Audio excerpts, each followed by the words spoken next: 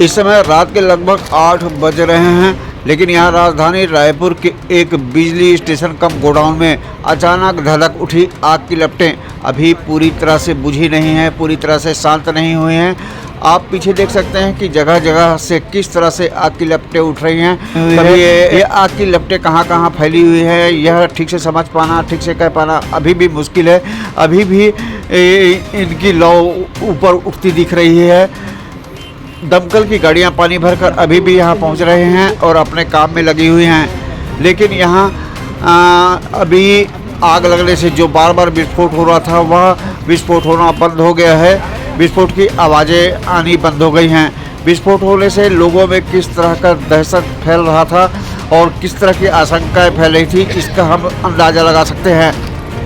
यह विस्फोट यहाँ बड़ी संख्या में रखे ऑयल के ड्रम के आग की चपेट में आ जाने और उसमें भीषण आग लग जाने से इस ऑयल के ड्रम के फटने के कारण हो रहा था।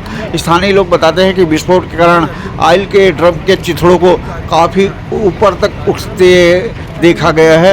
आप अंदाज़ा लगा सकते हैं कि यह विस्फोट कितना भयंकर रहा होगा। उन ड्रमों में पूरी तरह से पूरा ऑयल भरा हुआ था और उसमें आग लग गई। उसके बाद उसके चिथड़े काफ़ी ऊपर तक उठ रहे थे और इसके बाद जो विस्फोट हो रहा था वह काफ़ी दूर तक सुनाई दे रहा था।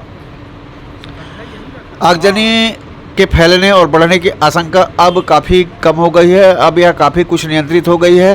शासन प्रशासन के द्वारा आगजनी से बचाव के कार्य युद्ध स्तर पर किए जा रहे हैं। ये फायर ब्रिगेड की बड़ी टीम यहाँ पहुँच गई है और भी सुरक्षा बल के दूसरे लोगों को बुला लिया गया है।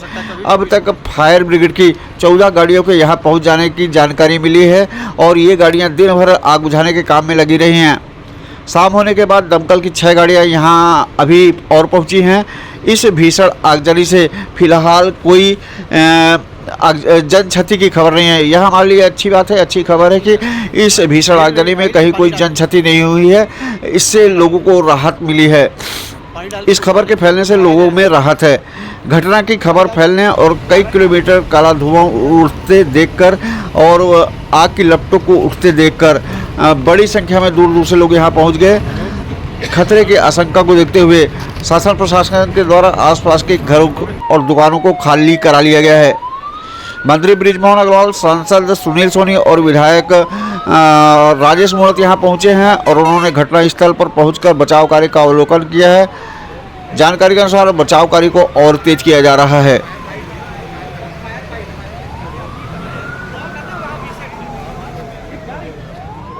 और ये भयावह रूप ले सकती है, परंतु हमारे विधायक जी राजेश मूर्त जी पिछले 4 घंटा यहाँ पर रहकर उन्होंने इसको नियंत्रित किया है। लोगों को घरों से बाहर निकाला, उनके सिलेंडर बाहर निकाले, उनके सामान बाहर निकाले। थोड़ा बहुत नुकसान व्यक्तिगत रूप से लोगों को हुआ है, उसका मुआवजा प्रशासन। आग भयावह है, पर संतोष की बात यह है कि कोई कैजुअलिटी नहीं हुई है अभी तक की जानकारी में। तो आग बुझ जाने के बाद में इन कारणों का पता लगाया जाएगा और अगर यहाँ पर रहने वाले लोगों को नुकसान हुआ है तो उसकी भी RBC 6/4 में भरपाई की जाएगी। और 4-5 घंटा यहाँ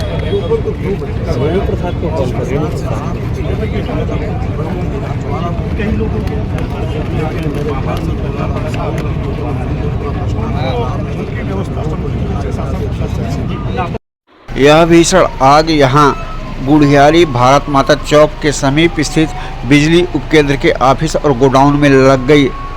यह ऑफिस राजधानी रायपुर के मुख्य रेलवे स्टेशन से पीछे की ओर कुछ किलोमीटर दूर पर स्थित है।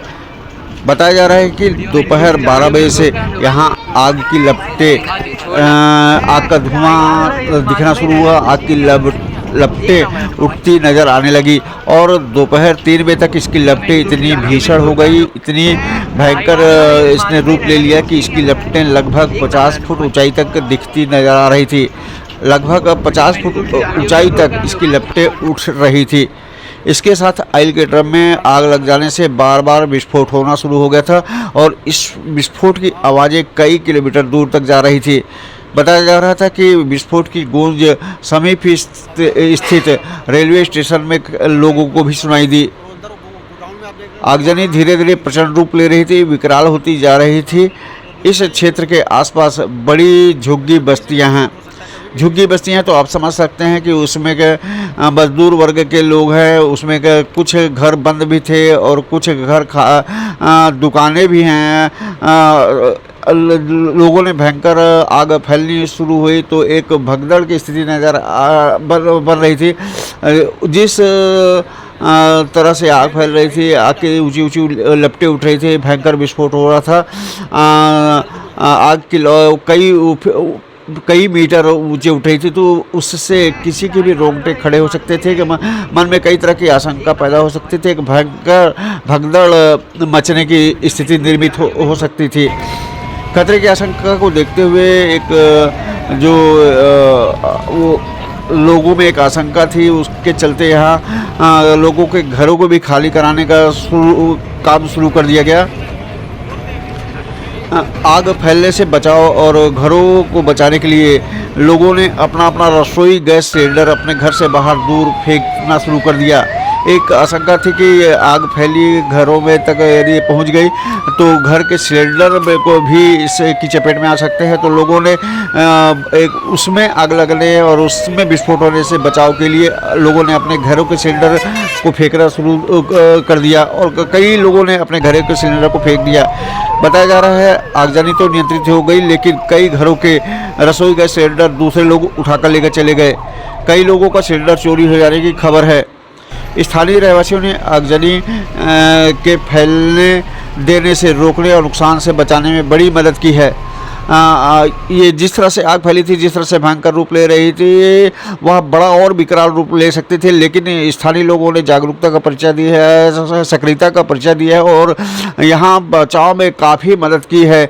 यहाँ बड़ी संख्या में ऑयल के ड्रम रखे हुए थे, उससे स्थानीय लोगों ने हटाने में मदद की, दूर करने में, जो आगजनी की चपेट में आ जाए उससे दूर करने की कोशिश की। कहा जा सकता है इसकी वजह से भी आग को नियंत्रित करने में काफ़ी मदद मिली। लोगों को समझ में आ गया था कि ऑयल के कारण आग फैल रही है, ऑयल के ड्रम से आग फैल रही है, उसमें आग लगने से आगजनी प्रचंड रूप ले रही। तो लोगों ने बड़ी संख्या में वहां रखे ऑयल के ड्रम को मिलकर हटाना शुरू कर दिया और मिलकर लोग धकेल कर उसे दूर करते देखे गए।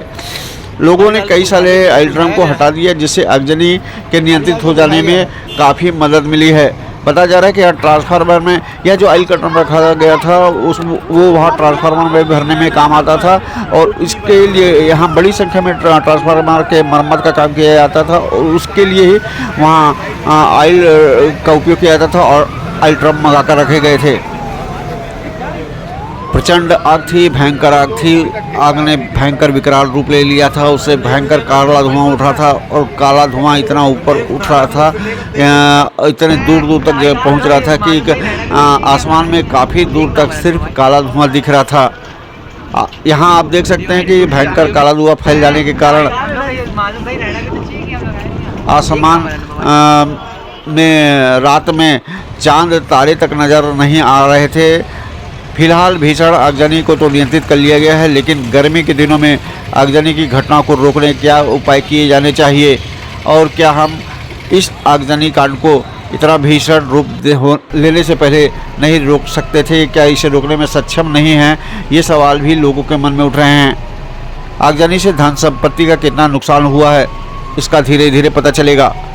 यह कोई सामान्य आगजनी की घटना नहीं है, इससे करोड़ों रुपए की संपत्ति का नुकसान हुआ है। इसकी खबर हमें धीरे धीरे मिलेगी और हो सकता है कि और नुकसान और काफ़ी बढ़ भी सकता है। ऐसी आगजनी की बड़ी घटना से लोगों के दिलो दिमाग में कई सवाल भी उठ रहे हैं कि आखिर कैसे हो गई यह आगजनी की घटना, कैसे इसने इतना भयंकर रूप ले लिया, क्या यह इतना भयंकर रूप लेने के पहले इसे रोका नहीं जा सकता था? यहाँ रखे सैकड़ों ट्रांसफार्मर जलते गए, हम उसे सिर्फ देखते रह गए।